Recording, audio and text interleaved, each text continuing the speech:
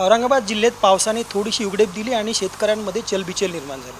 3 वर्षांचा दुष्काळ पाहता शेतकरी अजूनही संभ्रमावस्थेत आहे। यंदा सरासरीच्या 97% पाऊस पडेल असा निष्कर्ष असतानाही पाऊस मात्र थांबला आहे आणि हा थांबलेला पाऊस अनेक प्रश्न शेतकऱ्यांच्या मनात निर्माण करतोय।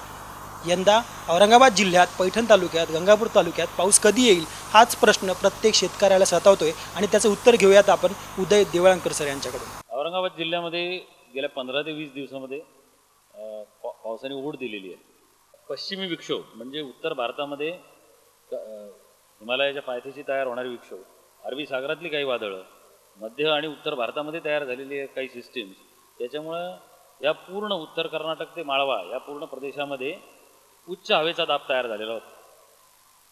उच्च हवेच्या दाबामुळे सागराकडून आपल्याकडे येणारे ढग त्याचं प्रमाण फार कमी पडत होतं।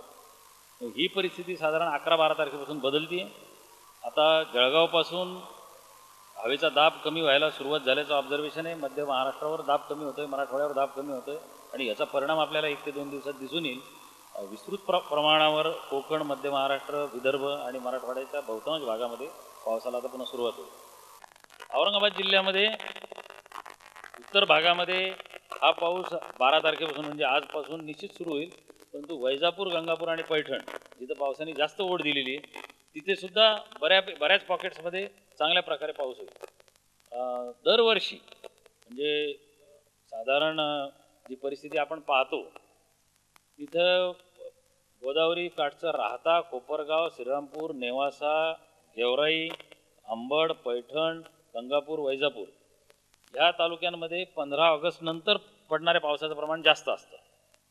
याही वर्षी अशी परिस्थिती आहे की ऑगस्ट महिन्याच्या शेवटी आणि सप्टेंबर महिन्यात या भागात चांगला पाऊस होईल।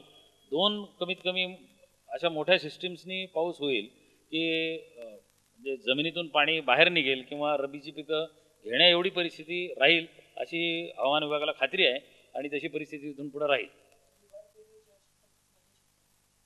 दुबार पेरणी आम्ही त्याच्यावर नजर ठेवून आहोत।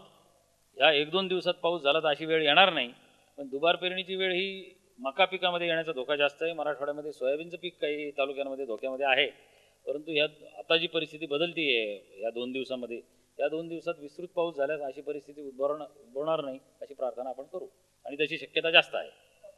आभाळाकडे डोळे लावून असणाऱ्या शेतकऱ्यांसाठी आशादायी चित्र निर्माण झाले। पैठण, गंगापूर आणि वैजापूर या 3ही तालुक्यांमध्ये आज दुपारपासूनच पावसाला सुरुवात होणार अशी शक्यता वर्तवण्यात येते आणि त्यामुळेच शेतकऱ्यांसाठी ही अत्यंत महत्त्वाची आणि मोठी बातमी आहे। कॅमेरा पर्सन गणेश वासलवारसह किरण काळे, औरंगाबाद।